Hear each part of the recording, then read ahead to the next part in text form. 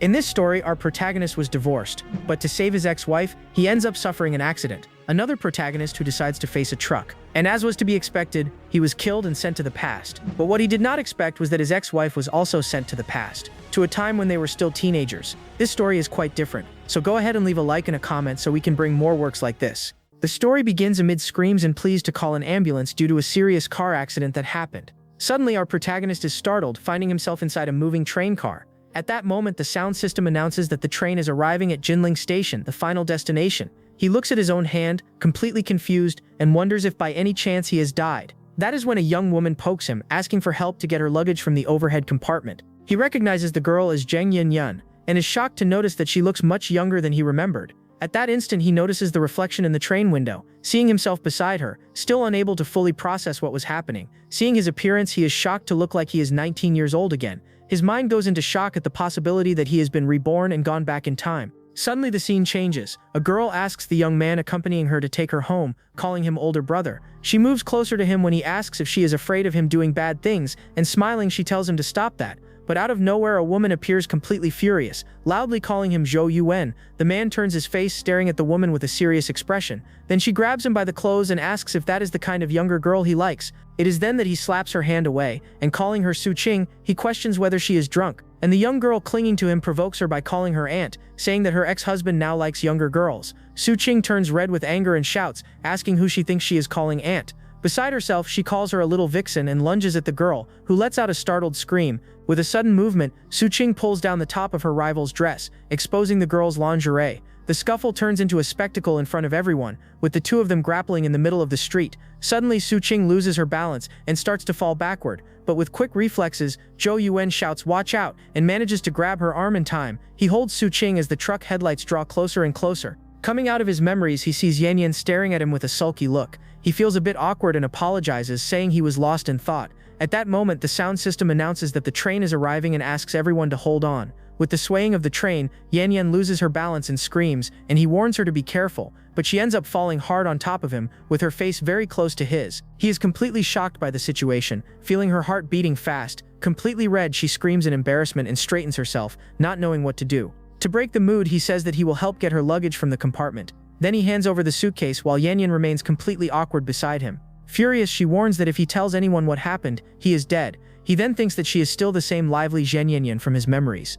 The scene shifts to the entrance of Jinling University, the beginning of his new journey. He reflects that fate disrupted his plans, but now he will go all out to win. With a determined look, he thinks that to hell with his past life, because now everything will be different. Then a young woman approaches and asks if he is a freshman and there to enroll. He recognizes her as the senior Chen Wan, the goddess of the university in his past life.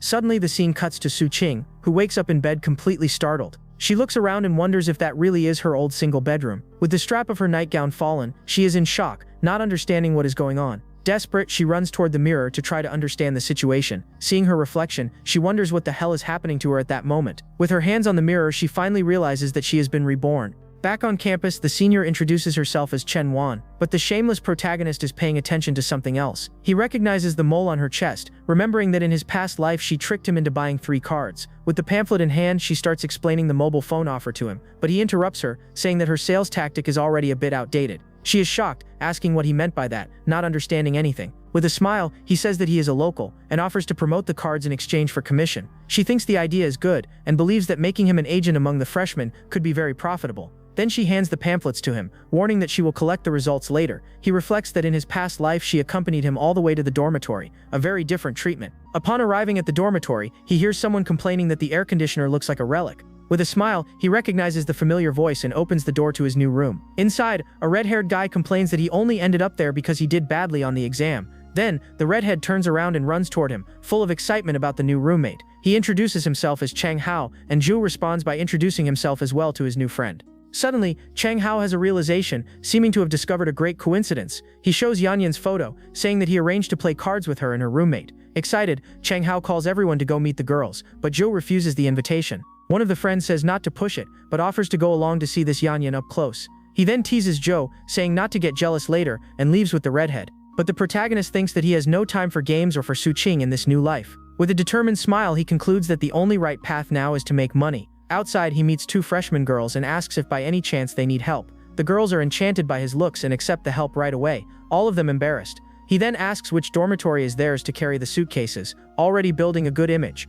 On the way, he takes the opportunity to ask about the data plan and offers the campus card to them. One of them thinks the offer is good and asks for his contact to coordinate with her roommate. The friend wonders why she asked for the contact if the number was already on the pamphlet he gave, but the other explains that with such a handsome senior, having the contact makes things easier in the future. He agrees right away and takes out his phone, already exchanging contact information with the two girls on the spot. At that moment, another young woman approaches and asks if by any chance he is going to building A9. He recognizes her as Shen Yu, another familiar face from his past life appearing before him. He confirms that he is also going to A9 and offers to take them, and Shen Yu's mother thanks him. The mother then suggests that she take a card, and Joe tells them to register with him. With that, she adds his contact, asking him to take good care of her daughter at college. Arriving at the building, he confirms that the room is 503 and offers to go up with the luggage. Shen Yu is surprised and asks how he knew the room number, leaving him embarrassed. He brushes it off, saying that they mentioned it, but scolds himself for speaking out of habit from his past life. At that moment, he thinks that the pace is too slow and that he needs to find a way to make money quickly. From afar, the girls he helped wonder who that senior was, so handsome and kind.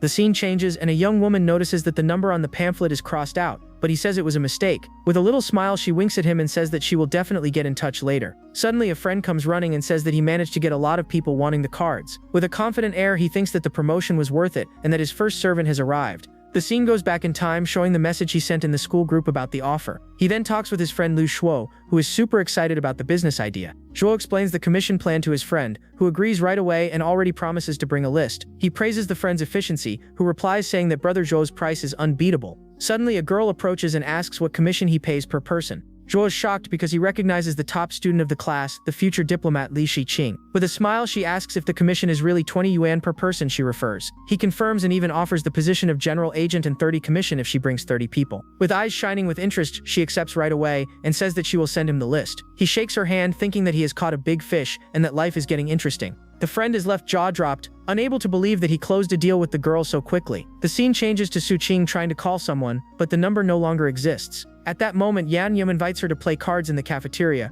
calling her Ching Ching. Su Ching accepts the invitation right away, surprising her friend with the quick response. Yan Yum finds it strange, since Su Ching is usually much more reserved and hard to convince. She explains that she is bored and that she just needs to touch up her makeup before going out. But Yan Yan notices her expression and asks if by any chance her boyfriend will be there. With her face flushed, Su Ching thinks that he is not her boyfriend yet, but her future husband. The scene changes to the cafeteria, where the girls are already seated waiting for everyone. At that moment, a young man approaches Su Ching and asks if she is the student Zheng Yanyan. She stands up and is shocked to see that it was not Joe who was there, but his friends. The two young men give her an awkward hello and she is completely surprised by the scene. Annoyed, she asks why it is them and where the hell Zhou Yuan is. Chang Hao explains that he had something to do, but inside he wonders what kind of luck this friend has. She is devastated and wonders if this is the butterfly effect of her rebirth changing everything. Yan Yan teases her friend but tries to comfort her, saying that maybe he is truly busy, but Su Ching laments, because she tried to call and the number did not exist, making her doubt everything. One of the young men asked if they are still going to play cards and the redhead said yes. The scene then cuts, showing the protagonist arriving at a cell phone store. A clerk approaches him and politely asks how she can help him. He then asks if the store manager is around, because he scheduled a meeting about a deal. The young woman confirms that the manager is inside and asks him to follow her to the room. She observes him and thinks that despite being young, he has a strong presence and already talks business. Already in the room, the manager calls him little brother and says that he has guts to want to be their agent. Calmly, he hands over a list with more than 200 interested students, saying that this is just the beginning. She is impressed by the volume and asks what discount he is getting on campus. He then says that the competition gives 70, but that he needs 80 in discount. With a smile, she praises his boldness and agrees to the proposal without hesitation. But he warns that he also wants the agency rights and 60% commission. She questions whether he is not trying to take the whole cake, asking if he knows her cost. He throws it in her face that he understands the business and promises to dominate the market in exchange for the commission. Impressed, she accepts the deal and tells him to set the place and time for delivery. She then asks if they can already sign the contract, and he agrees, saying that it is a pleasure doing business with her. Inside, she thinks that his mind is much deeper than that of a normal boy. Before signing, he asks if she has something for him, leaving the manager curious. He remembers that her store also offers Apple phones, laying some cards on the table. Meanwhile, in the cafeteria, one of the young men gets irritated with Su Ching's move in the card game because she does not know how to play, but Chang Hao tries to calm his friend, telling him to take it easy because she does not know how to play. The friend refuses to teach, grumbling that she and Zhou are a couple, so it is not his problem. Su Ching then apologizes for not knowing how to play and says that she is going to the bathroom. She then moves away from the table, walking alone through the cafeteria with the phone in her hand. On the phone, she wonders why Joe did not come and why everything is different from her past life. With hope, she decides to call his number, hoping that it is the same as before. Outside, he celebrates that the new phone number is the same as his past life, and suddenly the phone rings. He answers the call thinking the number is familiar and asks who is on the other end of the line. With no response, he gets irritated and warns that if the person does not say anything, he will hang up. Out of nowhere, Su Ching shouts that he needs to write novels, and shocked, he hangs up on her. On the other side, the sound of the call ending leaves her completely confused by his reaction. She is left without understanding anything, wondering why the hell he hung up on her, but then she realizes that he does not know her yet, and comes up with a plan. While Zhou feels cursed. Desperate, he thinks that no matter what, he cannot let Su Ching discover that he was also reborn. Back to the group, the young men joke about sneaking into the boys' dormitory, since they have already seen the whole campus. Upon hearing the word dormitory, Su Ching has a realization, seeming to have a new idea in mind. Su Ching offers to take the young men back to the dormitory, surprising them. Yan Yan becomes suspicious right away, thinking that she is only doing this to meet Zhou Yuwen. The redhead's friend complains about being jealous of Zhou, wishing that Yan Yan liked him that way. Su Ching asks if Yan Yan thinks that Chang Hao likes her, but she says that she prefers mature guys. Suddenly, they run into someone in front of the dormitory, leaving both of them surprised. Su Ching calls him by name, all excited for finally having found Zhou Yuwen. He turns around and confirms that it is indeed him, with a serious expression on his face. Inside, he panics upon realizing that it is her, the girl he wanted to avoid. Yan Yan is also shocked, wondering if that guy really is the famous Zhou Yuwen. Su Ching approaches and the protagonist asks who she is, catching the girl by surprise. With a smile, she introduces herself while thinking that she fell in love with him in her past life. Yan Yan observes the scene and thinks that it looks more like an attempt at flirting than a fight. Pretending to be awkward, he asks if she is hitting on him, and she suggests that they get to know each other again. With a determined look, she thinks that this time, it is her turn to chase after him. But he cuts her off, saying that he already has someone he likes, and that he will not deceive her. With a frozen smile, Su Ching is left completely speechless by his answer. She asks in shock if he has someone he likes, and he questions the reason for her surprise. He then makes up that he saw a beautiful girl in a dress and hat on campus today. Su Ching gets furious, and after telling him to stop talking, she thinks that in this life, he can only be hers. Suddenly, Yan Yan approaches and greets Zhou, all excited to see him again. He turns around and asks if they want to exchange contacts, moving closer with his phone in hand. Su Ching finds his phone strange, because in her past life, he did not have such a new iPhone. She then takes the phone and moves closer to him to add the contact, and he becomes awkward with the closeness. Inside, he thinks that the problem has arrived, and that there is no way to escape this situation, but to their surprise, he steps back and says to leave, adding it for another opportunity. At that moment, Chang Hao warns that there is a class meeting and that the advisor told him to call him. Relieved, he uses the meeting as an excuse and pulls his friends to leave there running. The scene then changes to a classroom, where the students are already seated waiting. In the classroom, the redhead points at a girl and asks his friend what he thought of her appearance. The two start arguing about each other's taste, and the friend teases the redhead's type of girl. The friend complains that she is too skinny and even looks malnourished to him. At that moment, Zhou receives a message and celebrates the efficiency of his new agent. The teacher then introduces himself as the class advisor for the next 4 years. Zhou becomes thoughtful, trying to remember who was the class president in his past life. Suddenly, a girl named Gu Yaowej runs for the position, and everyone goes crazy over her beauty. Next, a guy named Zhang Chao runs as well, and already asks if Gu Yaowej has a boyfriend. Zhou's friends call him an idiot, saying that he does not even compare to their classmates. Another guy named Chang Wu also runs, with a much more direct and practical speech, but Zhou interrupts him and introduces himself as the general agent, advertising his cards.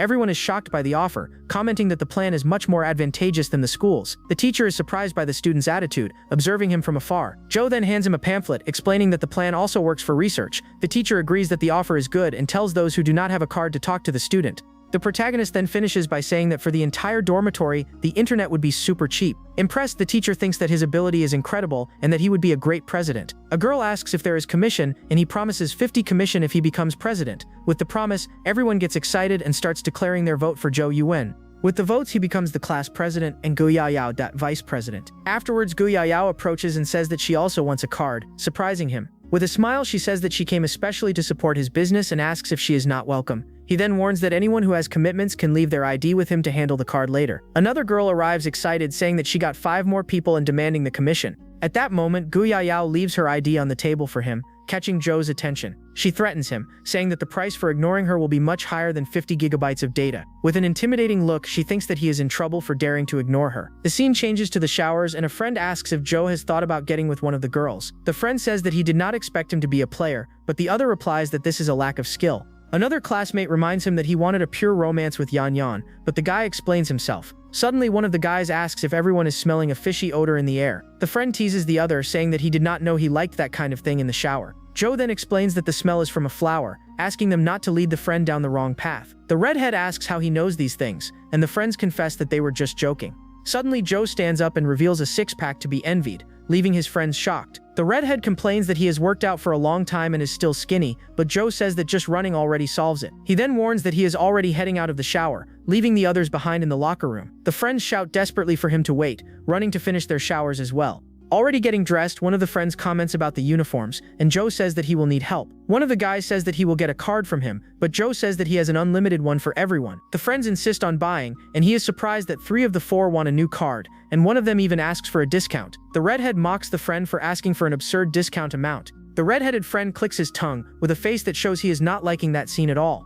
A girl greets the protagonist, asking if he also just finished showering, and Joe confirms. The friends are left jaw-dropped, wondering why she called him senior. She demands to know why he did not reply to the message, but he says that the senior was busy. With a gentle smile, he tells her to go back to the dormitory so she does not catch a cold. The girl melts completely, with her eyes shining with passion for him. All happy, she thanks him for the concern, and says goodbye to the senior as she leaves.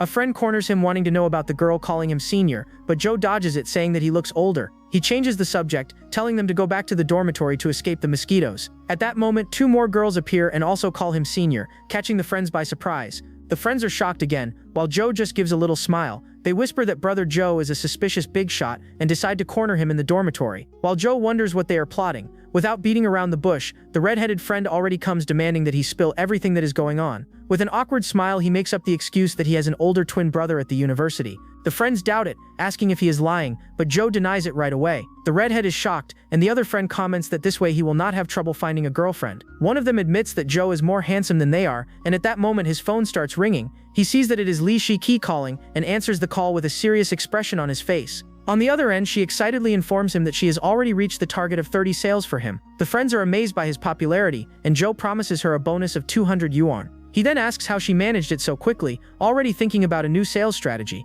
At that moment, he offers to pay for a meal for her as a form of thanks, but she changes her mind and asks if she can just receive the money instead of dinner, leaving him surprised. Irritated, he repeats her question, while his friends peek and tease him for having been rejected. He then agrees to another bonus if the sales channel is good, and she explains her pricing tactic. He reflects that selling cheaper could cause problems with the other agents and decides to warn her later. With that, he praises the strategy and promises the bonus, and she celebrates before hanging up. The friends surround him, wanting to know about the girl, but he says that she was just a business colleague. With a smile, he says that maybe they cannot achieve the same because they are not as handsome or as good at business as he is. He tells the friends to go to sleep, and one of them asks to be woken up early to help. While sleeping, he dreams of Su Ching, who demands that he love her for the rest of his life. But the dream turns into a nightmare, and she threatens him, saying that she will haunt him forever if he hurts her. With that, the protagonist wakes up with a jolt, completely frightened by what he just dreamed. He thinks that the next life is real, but swears that he never harmed Su Ching. At that moment, he realizes that she will become suspicious, wondering if she has already discovered everything.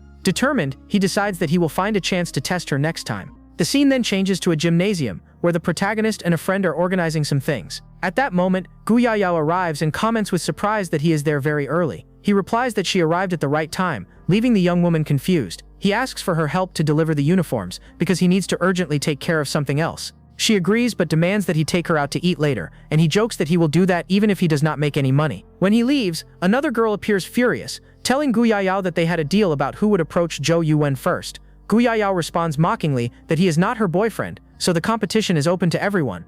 The other then accepts the competition and thinks that she definitely will not give up on a guy as incredible as Zhou. Watching from afar, Su Ching wonders what got into those two, since none of this happened in her past life. Suddenly, she is startled when Yan Yan appears out of nowhere, grabbing her shoulder, calling her class president Su. Yan Yan mocks her, asking what Su Ching was thinking about and whether she had perhaps seen her future boyfriend. But inside, Yan Yan was wondering what spell Zhou Yuwen used to leave Su Ching so affected. Su Ching changes the subject, saying that work came before fun, so they should go distribute the uniforms right away. At that moment, Chang Hao appears all excited, offering to help Yan Yan with the task. She takes the chance to ask what Zhou's relationship with Su Ching is. The guy then explains that Su Ching is incredible, but that his friend does not like her that way. He continues, saying that Zhou is also the class president and already even has a business selling internet cards on campus. Yan Yan is surprised by all of this, especially by Zhou's business, since it was something she did not know. Then she becomes thoughtful, calculating the money that Joe must be making with those cards on campus. She then asks Chang Hao about the business, and he says that Joe has many clients and agents. Interested, she asks for Joe's contact, but Chang Hao says that he can sell to her, since he is his agent. But she immediately refuses, saying she can get a better price directly from the source, leaving the guy speechless. The scene shifts to a girl bragging that she already got 20 people interested in the cards, and asking how the protagonist is doing. He avoids the question and asks what commission she earns per person. All proud, she reveals that she makes 30 per person, which means 600 yuan in a single day of work. With a clever smile, he proposes to buy those people's information from her, offering a commission of 50 per person. Suddenly, a woman in uniform arrives, calling him boss and saying it was hard to find the place, but they made it in time. She stands beside him and asks if the people haven't arrived yet, but checking his phone, he says there are still 10 minutes left. He hands an ID to the young woman, asking her to process it first because it's a favor for someone. She takes the document and compliments the girl's beauty, asking with a smile if she's his girlfriend. But he jokes, saying that he's waiting for her to break up, leaving the woman embarrassed by the joke. Then the blonde senior appears confused, and he says he'll formally reintroduce himself to her. With a confident air, he introduces himself as Zhu Yuwen, the general agent of the university city. He then offers her a job as his agent, promising a much higher commission than what she earns now. Suddenly, a group shows up, and the protagonist asks one of the guys why he brought so many people along. The guy then introduces his classmates, who greet the protagonist enthusiastically, calling him Brother Zhu. A girl informs that only 22 people showed up, but he says that's great, and that he'll pay her commission. Excited, one of the guys starts organizing the line, telling everyone to line up properly to speed up the process. The girl from before offers to help, and Zhu thinks that the team is growing fast and getting the hang of it. Then an older man approaches curiously and asks the young man the reason for that huge line. Just like a Brazilian, if there's a line, he wants to join it. Zhu explains that they're making cell phone cards, and the man thinks the offer is good but complains that the line is too long. With that, Zhu calls them uncles and says they can come back later, and that the flyer explains the 3 available plans. One of the guys watching him is impressed and tells the protagonist that he has changed, that he looks like an experienced salesman and not a freshman. Zhu replies that life forced him into it since his family doesn't own a factory like his. The girls watch from afar, and the blonde calculates that with the 50 commission, she'll make good money. One of the girls tries to explain the service to an older lady, but the woman just leaves without signing up.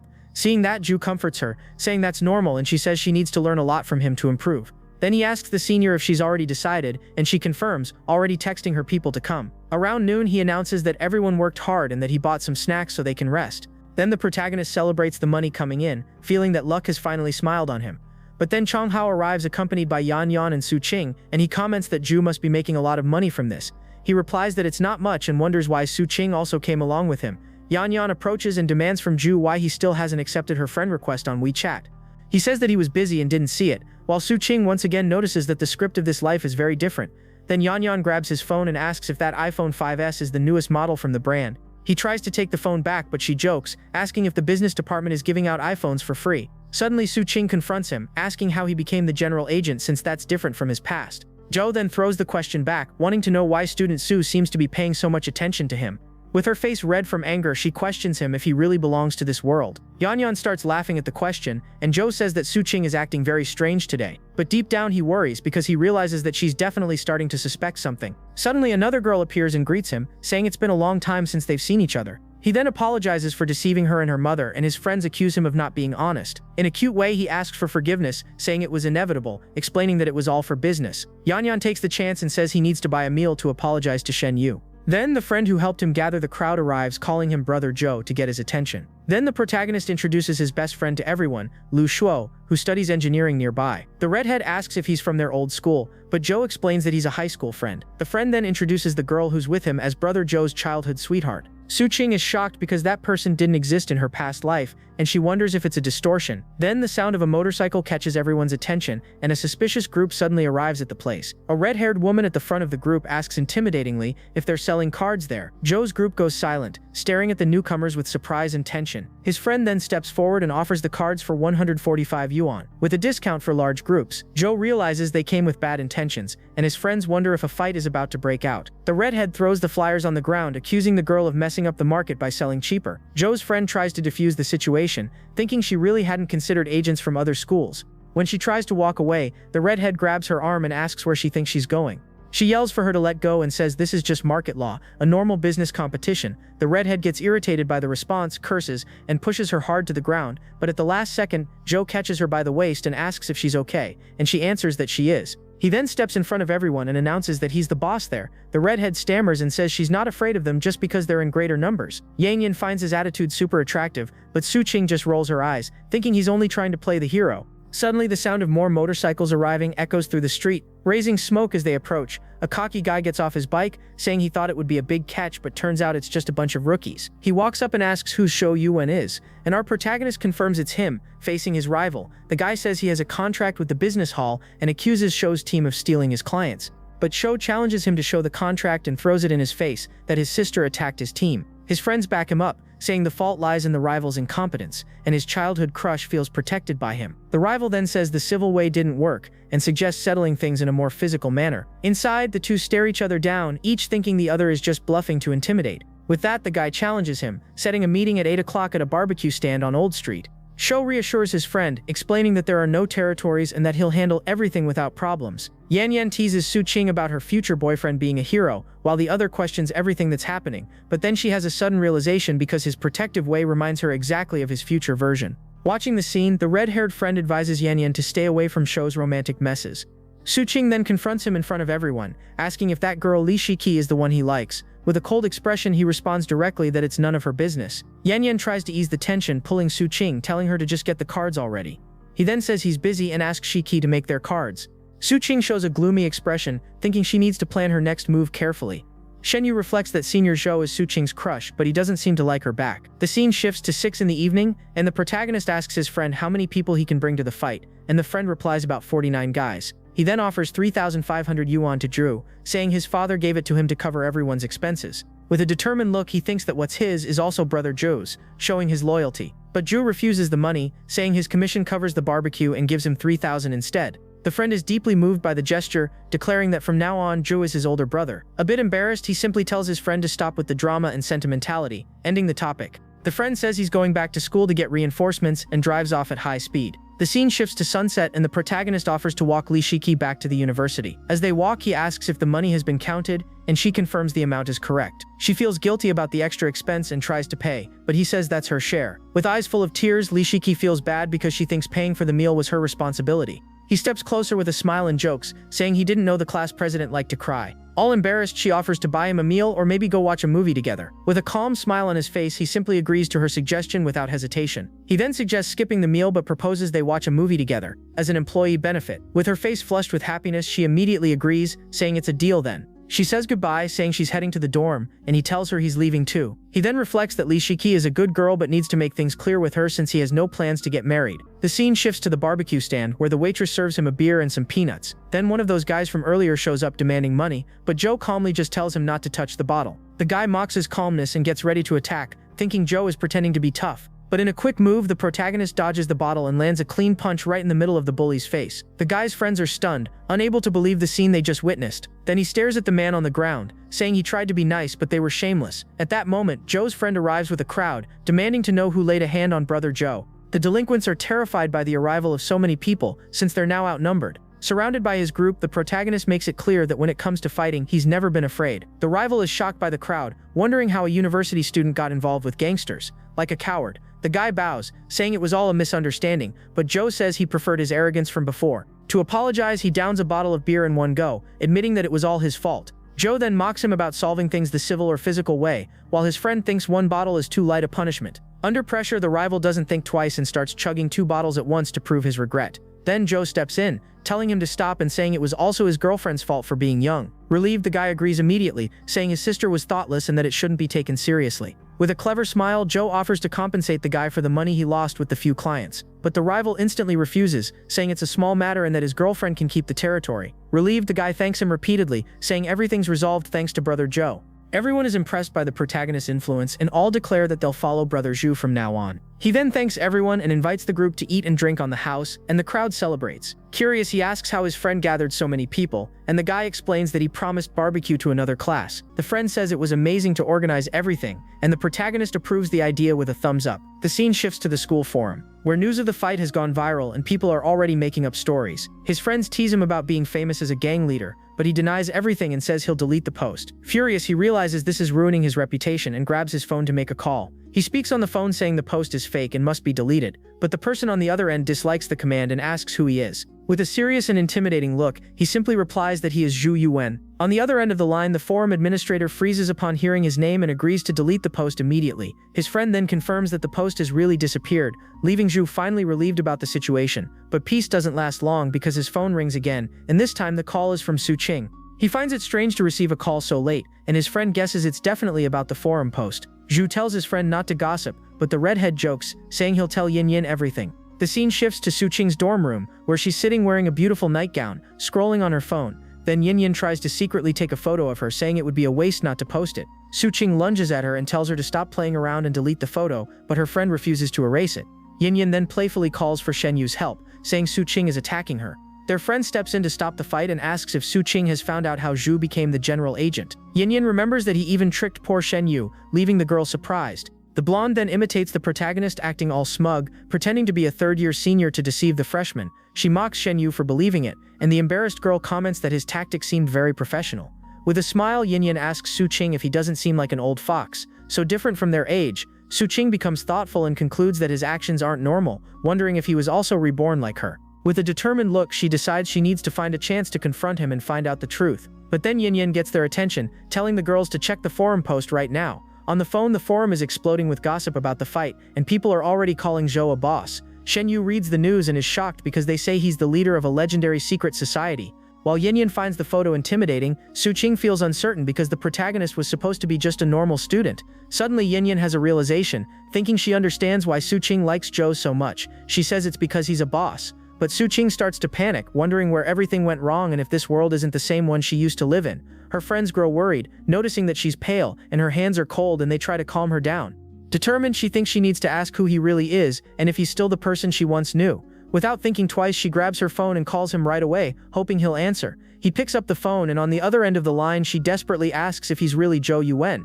He finds her question crazy, and she invites him to meet, but he refuses, saying, "I'm going to the movies with my girlfriend." She is completely shocked by the word girlfriend, concluding that he's not the Zhou she knows. Seeing her reaction, her friends ask what he said, begging her not to scare them like that. Then she breaks down crying, saying he has a girlfriend and that this world is wrong. In tears, she despairs, saying that the Zhou she remembers no longer exists in this world, and that her existence has no meaning. Yan Yan tries to comfort her, saying there are plenty of other guys out there. With a broken heart, she says it was her stubbornness that drove him away, saying she'll probably never get married. Yan Yan doesn't understand why she would give up on marriage because of him, but Su Ching says she'll understand one day. Suddenly, Yan Yan's phone vibrates, and she's surprised by the message she just received. She then shouts to Su Ching, asking what would happen if Zhou Yuan didn't have a girlfriend.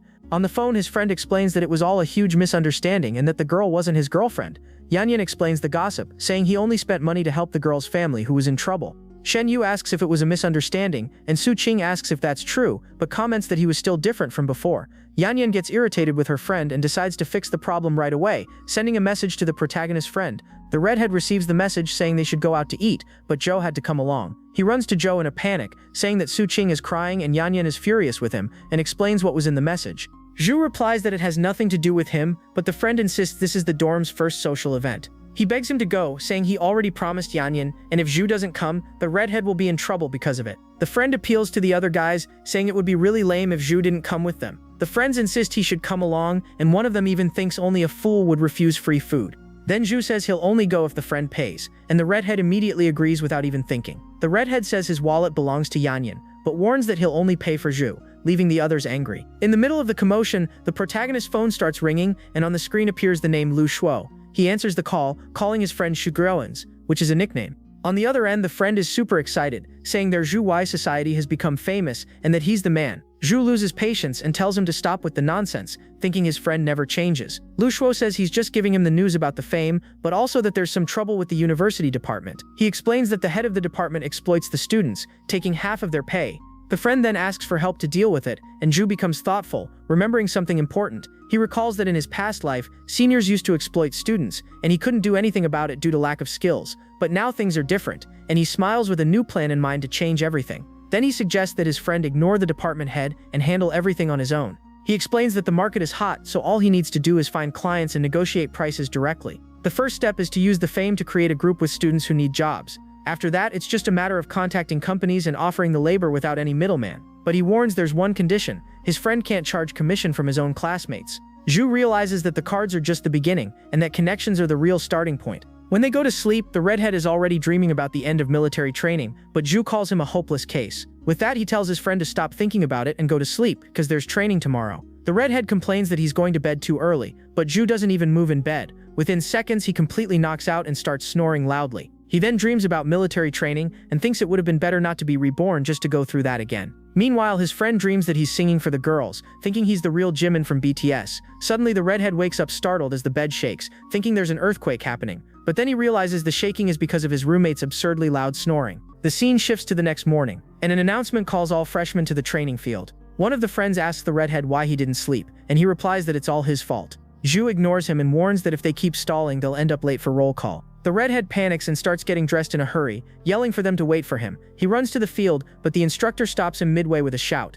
Completely embarrassed, he tries to smile and greet the instructor, but it doesn't work. The instructor asks where he was during roll call, and he replies that he was on his way there. Ju watches the scene from afar and thinks it's better not to cause trouble right from the start. The instructor yells, asking if he ate, and the redhead replies that he didn't, because roll call was at 6:30. The instructor tells him to stop wasting time and get in line, and the boy answers yes sir. Next to Ju, the redhead comments that the superior seems very sociable. Then the instructor orders him out of line to do squats for 30 minutes, and he even tries to negotiate the time, but the instructor yells at him to go squat farther away, and the boy runs off to obey. From afar, Su Ching asks Yan Yan if her heart doesn't ache seeing Chang Hao being punished. Yan Yan gets annoyed at the joke and grabs Su Ching by the clothes. The instructor then warns everyone not to cause trouble and to report if they feel unwell. But then Ju raises his hand with a medical note, asking for permission because he isn't feeling well. The instructor tells him to disappear and go to the infirmary.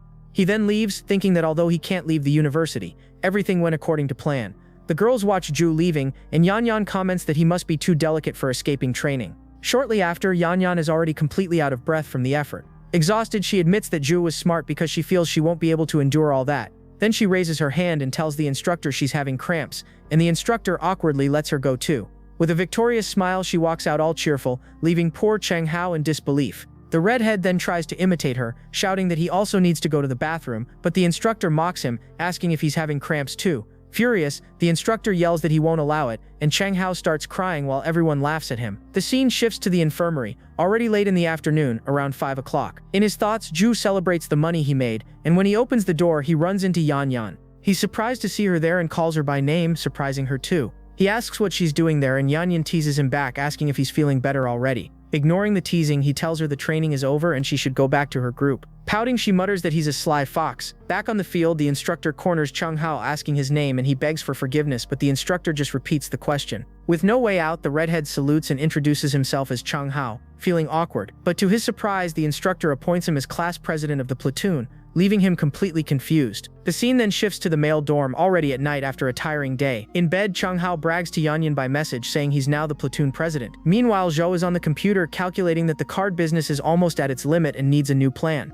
Suddenly his phone rings, and on the screen appears Su Ching's name, asking why he wasn't at military training. He replies to the message saying he wasn't feeling well, keeping the same excuse he gave the instructor. Su Ching insists, but he cuts her off quickly. Then he suddenly remembers that in his past life he made money by writing novels. That's when he realizes it's the perfect time to do it again since the urban genre is trending. He then starts writing his own story, calling it Rebirth of a Perfect Life. After posting the first chapter, he grabs his phone to check the feedback on his new work. The guy is fast, barely posted, and already wants results. He sees that people are already commenting, doubting his promise to write 20,000 words a day. With a confident smile, he thinks that he will regain everything that belongs to him in this new beginning. The scene cuts to Chang Hao suffering during training, being ironically named the MVP of the day. The weekend arrives, and the redhead gets all dressed up, excited for the dinner they planned. Zhu says they cleaned up nicely. His friend agrees, saying that this time they'll definitely do well. Then he grabs the redhead's legs and begs for help to win over a girl, and the redhead promises he'll help. They arrive at the university gate, and Yan Yan scolds them, asking why they took so long. Completely embarrassed, the redhead apologizes for being late and promises to make it up to the girls later. Then Zhu notices a new face, and Yan Yan introduces her as Luin,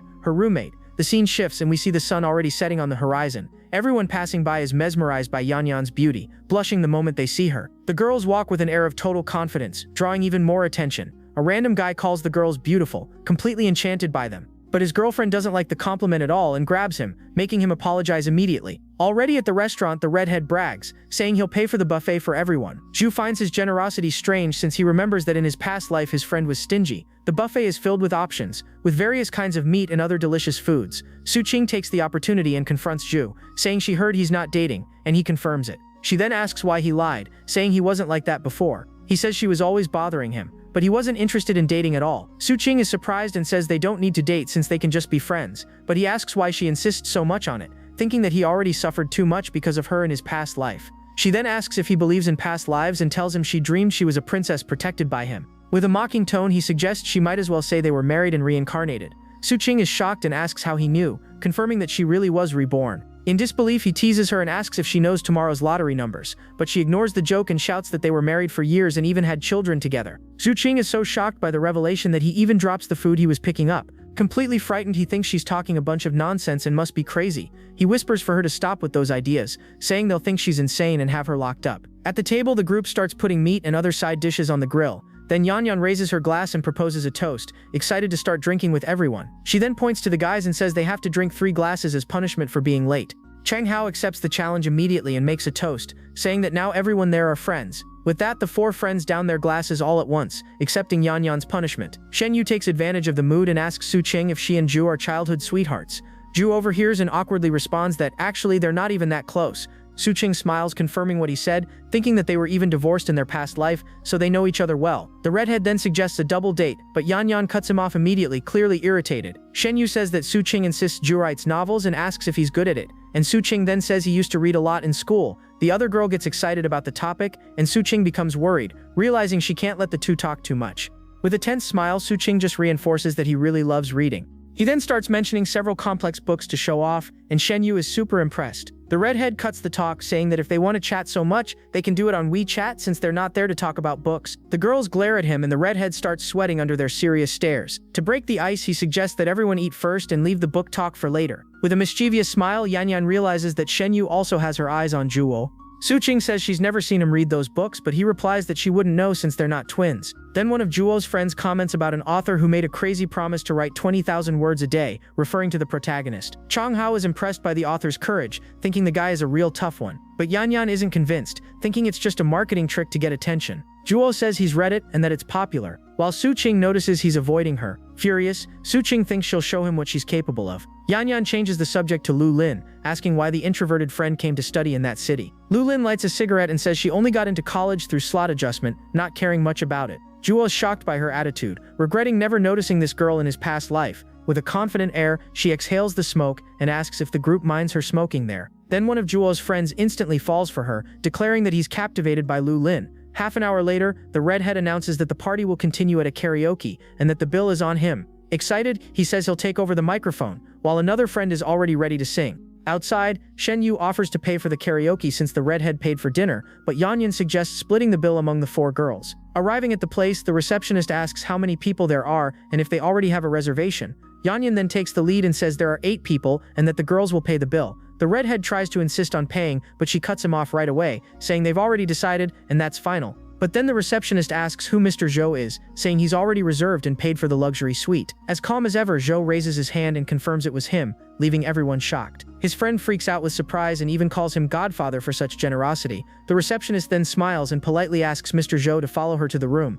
Upon entering the luxurious room, the redhead is left speechless, and Zhou thinks he needed to return the favor for the dinner. Yan gets excited and starts taking several photos, already thinking of a clickbait title to post online. Then she approaches Zhou and asks him to smile for the camera, calling him boss. His friends make a toast, saying that tonight promises and that no one's going home sober. One of the girls thanks him for dinner and everything else, but he says it's a man's duty to pay the bill on such outings. Shen Yu then asks him to play a song, and when Zhou hears the name, he says that he likes it a lot too. She gets all excited, saying it's such a coincidence and that they have a lot in common. From afar, Yan watches the scene and wonders when those two became so friendly. She then walks up to them and tells Zhou to help the others choose songs too. With that, he agrees and turns around to ask the rest of the group what they want to hear. But as he turns, he accidentally bumps into Yan, leaving him stunned. Completely embarrassed, he thinks he just felt something really strange in that moment. The scene becomes flowery, highlighting the awkward tension that formed between the two after the bump. He turns red and tries to deny it, saying he didn't mean any harm and that it wasn't a big deal. But with a teasing smile, she leans closer and provocatively asks if it was soft by any chance.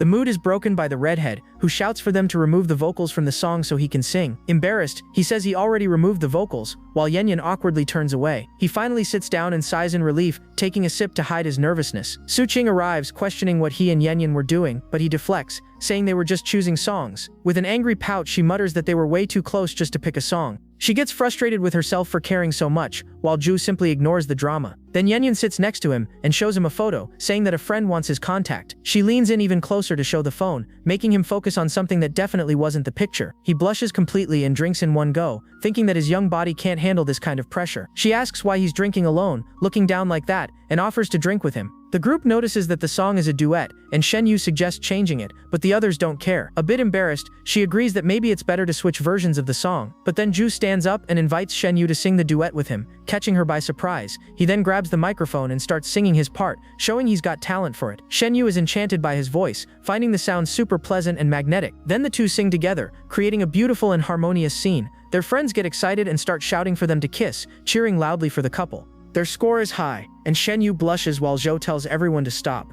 Then Luin steps onto the stage and starts singing, leaving everyone speechless with her talent. Sitting down, Zhou just watches the performance with a calm smile, lightly scrolling on his phone. Shen Yu admires him from afar, thinking she now understands why Su Ching insists so much on him, but Su Ching doesn't like the scene at all, grumbling that he only knows how to attract girls' attention. 3 hours later, everyone is exhausted, and the redhead is startled to see it's already 11 at night. Zhou then stands up and announces that the party is over for today, calling everyone to leave. On the way out, Shen Yu compliments his singing, and he says he'll pay the bill before they go. His friend jokes, asking if he's rich, but Zhou says the money is for business. Su Ching asks about the novels, but he says he wants to be an entrepreneur and build an empire. With a serious look, he says they could be good friends if she stopped chasing romance. She then accuses him of being pretentious, but he only replies that he's just telling the truth. With a confident gaze, she thinks that she'll win him over and that in the end he'll be hers again. Without warning, she leans in and kisses him on the cheek, leaving the protagonist completely shocked. He's speechless and stammers, blushing, saying, "We agreed to just be friends."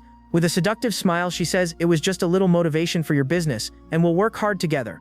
The scene shifts to the girls' dorm and someone turns on the light in room 503. Yanyan asks Luin if she gave her contact to that guy Li Chang, suspicious of her friend. Luin says she gave the number to avoid trouble, and Yanyan jokes that his look wasn't innocent. Out of patience, she says the conversation is boring and announces she's going to take a shower to relax. The scene then focuses on her in the shower, with water falling and lots of foam forming. But then Yanyan walks into the shower with Su Chang, inviting Luin to wash with them. Luin turns around, surprised, not understanding what's going on with the invasion in the bathroom. With a mischievous grin, Yanyan teases her about the size of her bust. Annoyed, Luin kicks her out of the bathroom, yelling for Yanyan to get out right now. When she leaves, Yanyan says her phone hasn't stopped ringing, and that it must be Li Chang. On the phone, there are several messages from the guy, asking why she hasn't replied. Yanyan then says it's better to like Zhou Yuan than that pushy guy. Curious, Luin asks how he managed to get so much money at the start of college. Yanyan asks if she's interested but warns that Su Chang also likes him a lot. She then gossips that Zhou made 30,000 yuan just from the cards, leaving Luin surprised, but Yanyan corrects herself,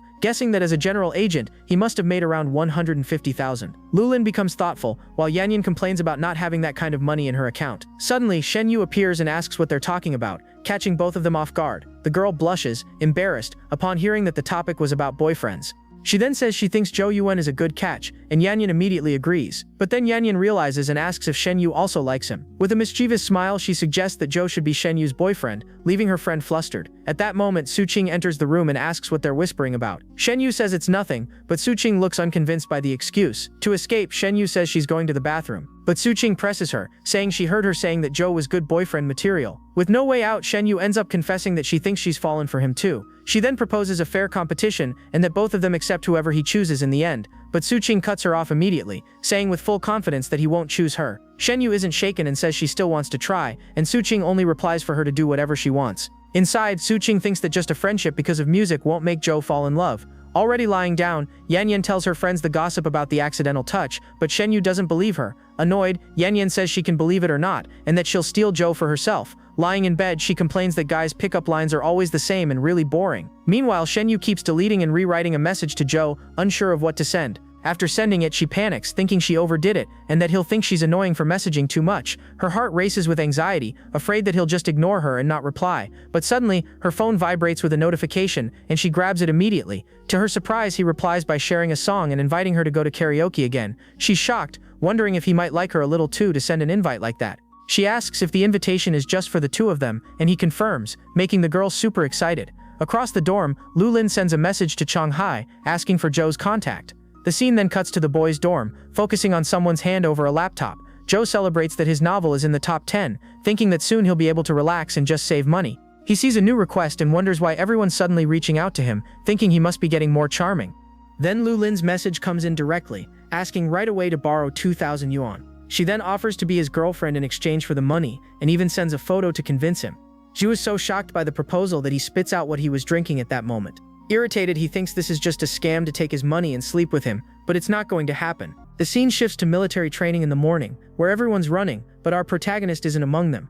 Relaxed, he eats fried chicken and calculates that by October he'll already have enough money to buy an Audi. But suddenly, a hand grabs his food, and a voice says some people are really good at faking illness. It's Yan, and he's startled, asking if she followed him, but she shamelessly denies it. She savors the french fry she just took from him. Then she threatens him, saying she'll tell the instructor if he doesn't share, and Zhu accuses her of extortion. Unbothered, she throws herself forward to grab the food, and he shouts that she's crushing his leg. All happy, she says the fries are hers and that he can keep the chicken, enjoying the meal. He's outraged, thinking she planned it all, and Yan says it's payment for her silence. With a seductive smile, she threatens him again, saying he'd better bring double the food next time or she'll tell Su Ching that he touched her. He panics and shouts, asking when he supposedly touched her for her to make up that story. She accuses him of flirting with every girl, including Luin, but he denies everything, saying they're just friends. Pouting, she says she doesn't believe him, but then her expression changes to surprise. She then asks if he's trying to get with every girl in the dorm and if he can even handle that. He explains that it's Luin who keeps asking to borrow money,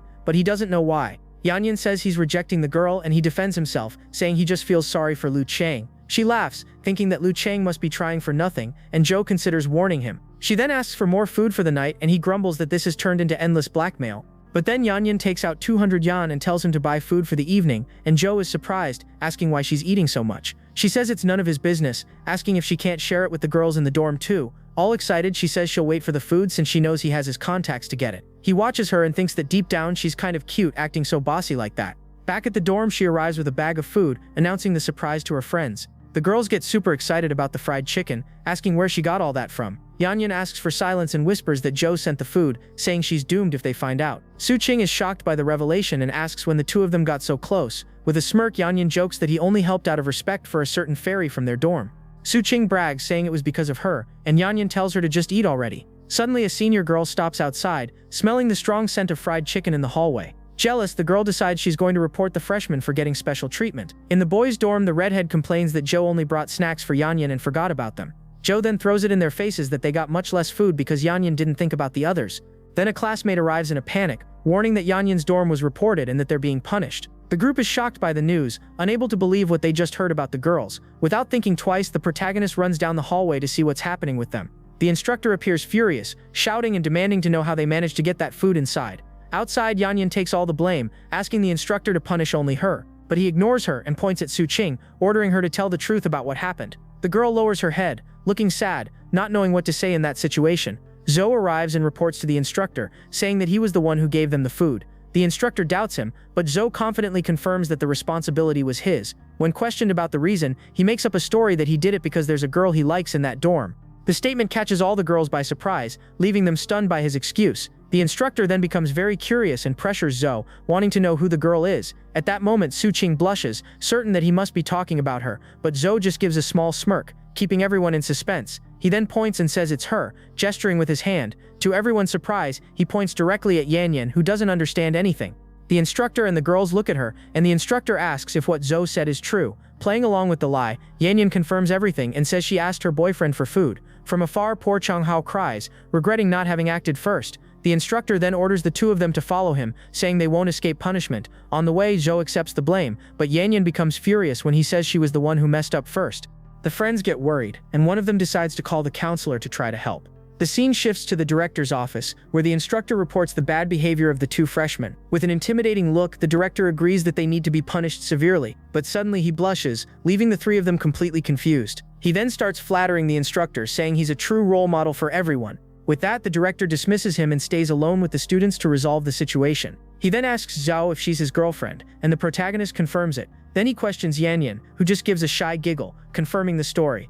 The director says they make a lovely couple, and the two awkwardly thank him. He then explains that the rules prohibit outside food but says he'll go easy since it's their first time. Their punishment is only to write a 2,000-word essay about what happened. Zhao flatters the director, thanking him, but Yan despairs over the 2,000-word essay. She begs for his help, but Zhao says she'll have to write everything by herself. Annoyed by the scene, the director orders them to leave his office immediately. As they leave, the director instructs them to lie to the instructor about the punishment, and Yan says the director is a good person. Outside, she asks him about the consequences, but he replies that he doesn't care. With a serious look, she calls him by name, and he just asks what she wants. She then asks if he wants to be her real boyfriend, leaving Zhao completely shocked. Without waiting for an answer, she pulls him close and hugs or kisses him, catching him off guard. She quickly steps back, leaving him embarrassed and red-faced by her bold move. From a distance, she blows him a kiss and says it's payment for him defending her earlier. The scene then shifts to the next day, already late in the afternoon, after another day of training. On the phone, she accuses him of avoiding responsibility after touching and kissing her, but he says he's busy. She still asks him to bring her a Coke when he returns and says, "I miss you," leaving the protagonist speechless. After hanging up, she smiles dreamily, staring at her phone. Suddenly, Su Ching appears and startles her, saying she heard the whole conversation. Su Ching says that Zhou won't like Yan Yan, while at the same time wondering what's wrong with that world. But Yan Yan shows off, asking why only she and Shen Yu can like Zhou and not her. With that, she announces that she's going to compete with both of them for Zhou, leaving her friend surprised. Then her phone rings, and when she answers, it's Zhou already downstairs waiting for her. All excited, she says she's going to get the Coke he bought, leaving the others in shock. Su Ching becomes thoughtful, wondering if Zhou might actually like Yan Yan. The scene shifts to the front of the dorm, where the two finally meet alone. He hands her the drink and asks for 3 yuan, and she jokes that he's too nice to her. Suddenly, she looks up toward the window where her friends are spying on them. Without warning, she hugs him tightly, saying she just wanted to give him a hug. She then asks what he's going to do, but Zhou says he's waiting for someone to arrive. Then he points and says that the person just got there. To everyone's surprise, the one who shows up all dressed up is the mysterious roommate Luin. The scene shifts to a flashback, and Zhou lends 2,000 yuan to Luin, who declares herself his girlfriend, but he cuts her off immediately, saying he doesn't care about that, and that she just needs to pay him back.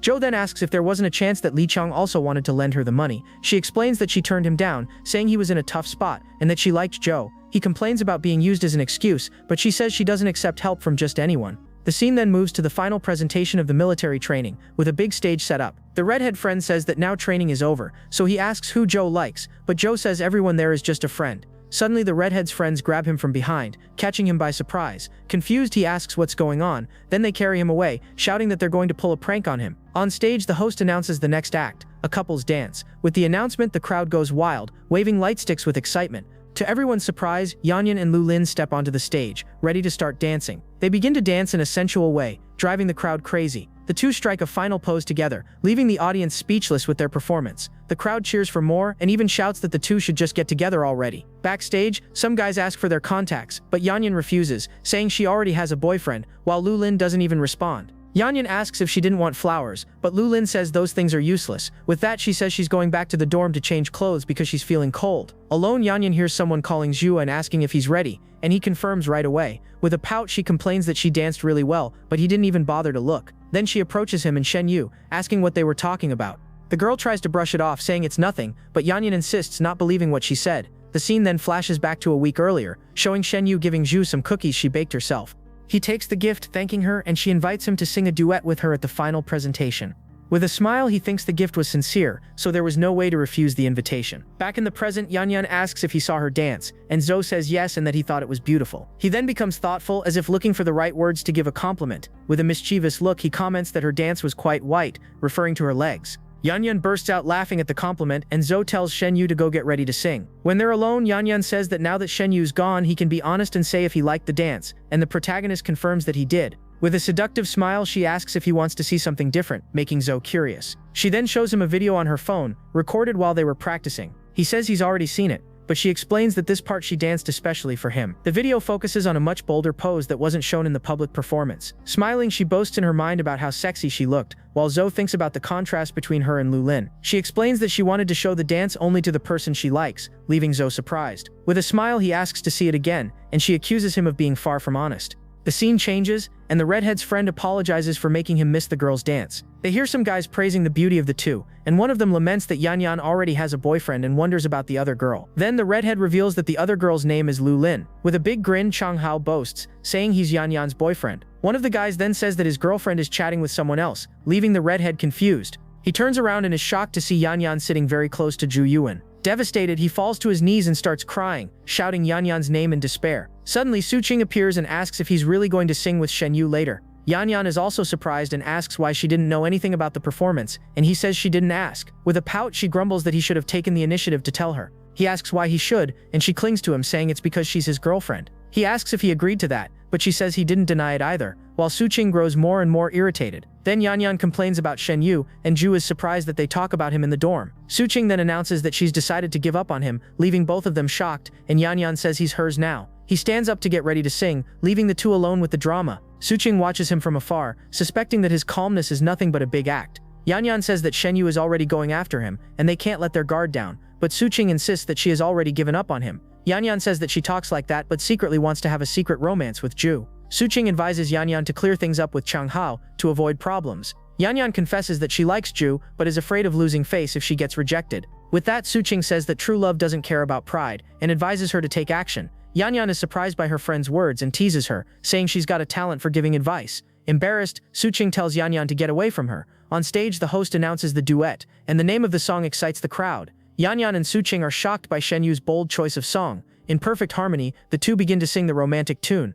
The performance continues, with the two looking like a truly in-love couple singing together. The audience is captivated by the atmosphere, commenting on their chemistry. Excited, the crowd starts chanting in unison, asking them to kiss right there. Seeing the scene, Yan becomes furious, her jealousy meter exploding. The friends comment on Shen Yu's talent, and the redhead says she's from Yan's dorm. A guy asks if Joe is her boyfriend, but his friend says they're just partners. Suddenly they see Yan climbing onto the stage, and the redhead panics at the sight. She then approaches with flowers and praises Shen Yu's singing, cutting through the moment. Then she turns to Joe and seductively asks when he's going to sing with her. With a calm look, he simply answers that he'll sing if he gets the chance. Irritated, she accuses him of enjoying having all the girls from the dorm around him. She then says she doesn't care and that she won't let him get away this time, leaving him confused. Without thinking twice, she grabs him and kisses him in front of everyone, leaving him in shock. The crowd goes wild, commenting on the love triangle. The redhead's friend doesn't let it slide and asks why his girlfriend just kissed someone else's boyfriend. Completely heartbroken, Chang Hao cries with a broken heart while his friend tries to comfort him. Yan then mocks, saying he didn't have the courage to reject her because she's too cute. Shen Yu is confused, thinking that things weren't supposed to go this way. Then, people in the audience start gossiping, calling Shen Yu shameless for singing with another girl's boyfriend. A girl in the audience bluntly asks if Yan is really his girlfriend. With a smile, Yan clings to him and says it's more than obvious. To calm the gossip, she calls Shen Yu and says she just lent her boyfriend to sing with her friend. The photographer then asks everyone to get in position for a photo, telling Zhou to move closer. Inside, he's torn, not wanting to hurt Yan but also thinking about Shen Yu. Seeing the mess, Shen Yu says she's not feeling well and is going back to the dorm. She then turns and walks away, leaving the two behind in the crowd. But Yan grabs her by the arm, saying she won the competition this time. With a look of disdain, Shen Yu wonders if Yan is proud of kissing a guy who isn't even hers. Yan watches as Shen Yu turns her back and leaves. Yan turns away too, thinking she's gone all in and will fight for every opportunity. As the performance comes to an end, the crowd grows nostalgic about the end of training. Then Yan asks if Yu likes her, Su Ching or Shen Yu, and to her surprise, he replies that he likes Shen Yu. She calls him a liar, but he explains that he just didn't want to embarrass her in front of everyone. With a smile, she concludes that this means he still has a place for her in his heart. She then confesses that she only wanted to hug him but got carried away by the moment. Nearby, a group of people is sitting in a circle, playing and singing. Then Ju and Yan are stopped by a senior who asks who the girl with him is. He then introduces the two, saying one is Yan and the other is Vice President Chen Wan. Chen Wan compliments his voice and asks him to play a song as a gift for his girlfriend.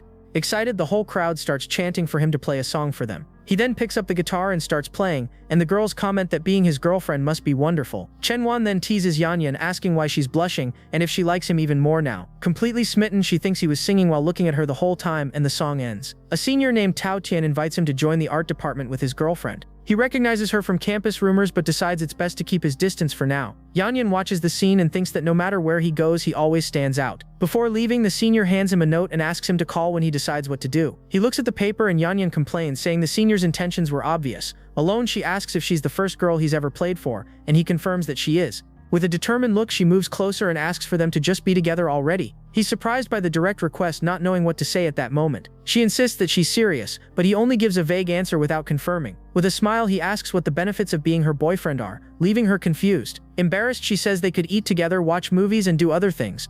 She whispers that she would let him kiss her, so he says that if he's not her boyfriend, he can't do that. Panicking, Yan immediately shouts that of course not. He leans closer and teases her, saying that a man's patience has its limits. Without warning, he pulls her into a deep kiss, catching the girl completely off guard. Her eyes go wide, totally shocked by his sudden move. He then reflects that she was Chang Hao's goddess and that he won her over way too easily. After a while, he finally breaks the kiss, breathless from the intensity of the moment. With a mischievous look, he teases her about her earlier question, making Yanyan furious. Annoyed, she bites his arm, and he calls her a puppy, while she says it's his fault. On the ground, she then asks if they count as a couple now, and he thinks there's no denying it anymore.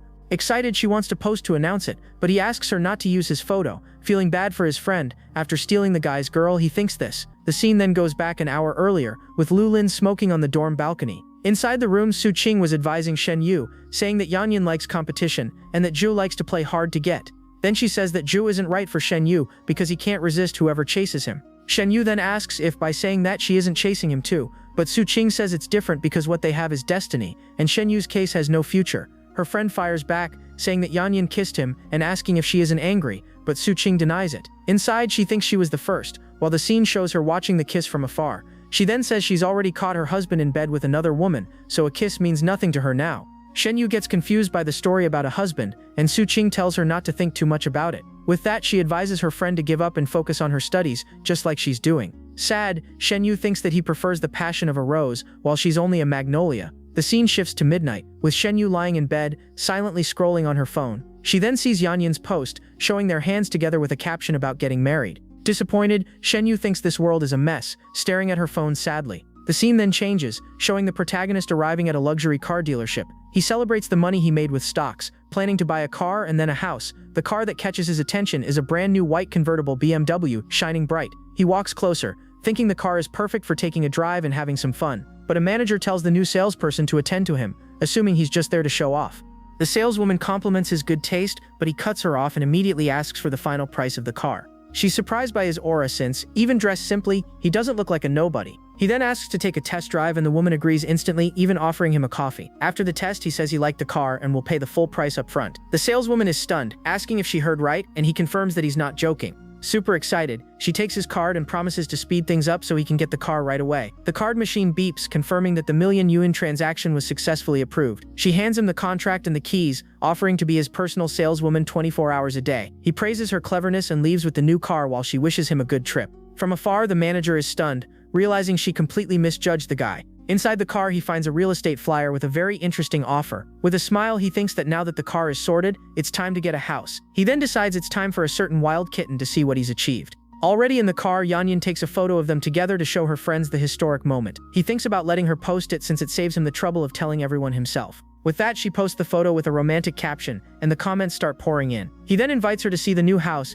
and she's surprised that he's already bought one. With a seductive smile, she says that staying out all night isn't what a good student should do, and that she should go back to the university. She then kisses him, saying she can give him some interest as thanks for the favor. He thinks that should have been his line, not the one from the bold girl in front of him. With a sly smile, he decides that since it's like this, he won't be polite anymore. In one swift move, he pushes her down, laying her across the seat of the luxury car. She gets all flustered by his move, whispering for him not to do that there, but inside she's impressed, wondering where he learned those techniques. He moves closer and starts kissing her neck, and she is completely taken by surprise by his action. Desperate, she tries to push him away and shouts for him to stop right at that moment. Embarrassed, she says that she's tired and wants to go back, and he agrees to take her to the dorm, but inside he feels frustrated because she had excited him only to suddenly ruin the mood. The scene shifts to the new apartment, where he relaxes, thinking that he already has a house, a car, and plenty of money left over. Suddenly, his phone vibrates with a new message from an unexpected contact. He sees that it's Luin and wonders if she's out of money again. She says that she saw his post and that their transaction isn't over yet, asking if he has time. The doorbell rings, and when he opens the door, he finds Luin standing there. He's shocked, asking if she seriously came all the way there, and Luin confirms it. Not understanding, he simply sighs and invites her in so they can talk better. She immediately confronts him and asks for another 4,000, saying that being with her is much easier and less troublesome than being with Yanyan. He's completely stunned by the girl's audacity, unable to believe her proposal. The light in the room dims, and the scene focuses on a corner, creating a suspenseful atmosphere. Suddenly, she appears in bed wearing a nightgown, saying she's ready for whatever he wants. Without hesitating, she uses her foot to tease him and asks what he wants to do next. He then throws her onto the bed and tells her to leave everything to him, that he'll take care of everything. With a smile, he thinks that her intensity has a unique and very different flavor. She says she read that it hurts a lot, but he just asks her to relax and trust him. At that moment, she feels a shiver and says she's feeling strange, like she's going to melt. He then approaches and whispers in her ear to just enjoy the moment. With that, the scene becomes all blurry, indicating that it was the girl's first time. Amidst rose petals, she lets out a scream, showing all the ecstasy of the moment. That's it for today. If you enjoyed it and want to see the continuation, don't forget to leave a like and a comment, it really helps us out. See you next time, everyone.